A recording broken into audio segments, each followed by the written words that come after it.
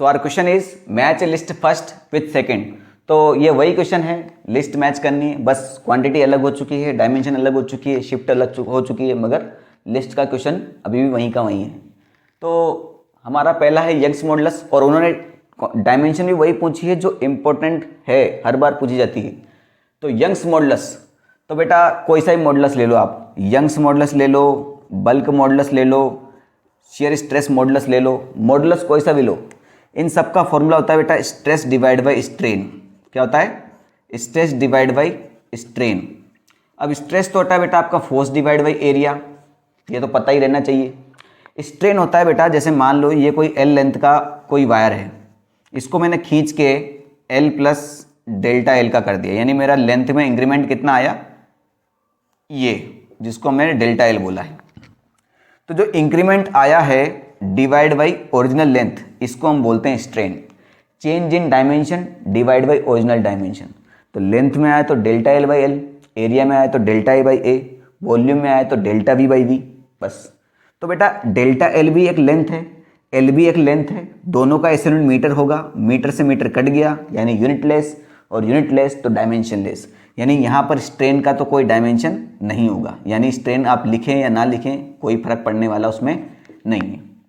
तो सिर्फ डायमेंशन किसका बचा? फोर्स डिवाइड बाई एरिया का, यानी सिर्फ प्रेशर का।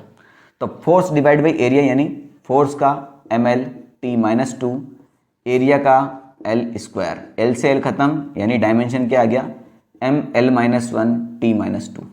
यानी यंग्स मॉडुलस की जगह बल्क मॉडुलस होता या शेयर स्ट्रेस मॉडुलस होता, सो भी यही आंसर आता। तो कहाँ है ये?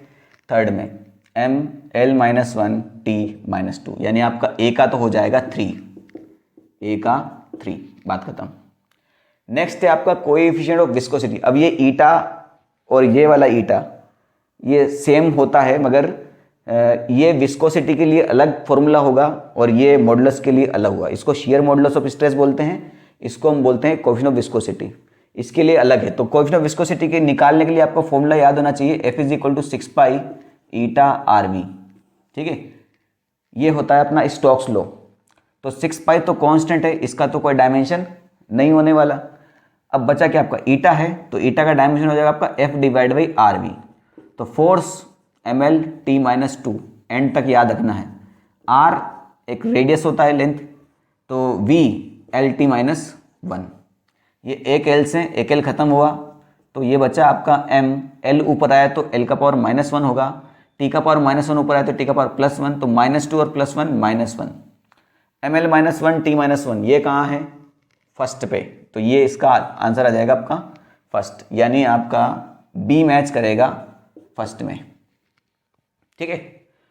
प्लैंक्स कांस्टेंट, अब प्लैंक कांस्टेंट का डायमेंशन क्या होगा? अच्छा देखो, इसके प्लैंक कांस्टेंट के निकालने की जरूरत नहीं है, अगर आपको बेसिक चीज़ पता है कि वर्क फंक्शन क्या होता है, उसके आगे लिखा हुआ है वर्क, यानी वर्क फंक्शन का डायमेंशन वर्क के जैसा, तो ml² t-2, यानी यही हो जाएगा इसका, है कि नहीं? अदरवाइज ये आपको पता होना चाहिए कहाँ पर, आइंस्टीन इक्वेशन से।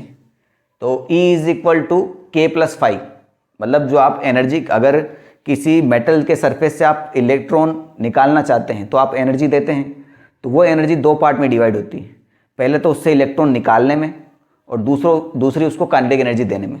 जो इलेक्ट्रॉन निकालने में जो एनर्जी चाहिए उसी को वर्क फंक्शन कहते हैं, और इसका आगे लिखा ही है वर्क, यानी इसकी डायमेंशन वही होगी जो एनर्जी की होगी, तो ये लिखा है ना एनर्जी। तो बस आपका प्लैंक कांस्टेंट क्या बचा? ml² t-1, हो गया काम, इतना कुछ सोचने की जरूरत ही नहीं है, ठीक है। चलिए फिर मैं बता देता हूँ। तो प्लैंक कांस्टेंट के लिए आपको फॉर्मूला पता होना चाहिए, E = hν, म्यू यहाँ पर फ्रीक्वेंसी है भाई, hf लिख दो। सो h हो जाएगा आपका E/f। सो E का एनर्जी है, तो ये हो गया ml² t-2, और फ्रीक्वेंसी का होता है बेटा t-1, तो t-1 ऊपर गया तो t का पावर +1, तो -2 और +1 हो जाएगा आपका -1, तो ml² t-1 ये रहा।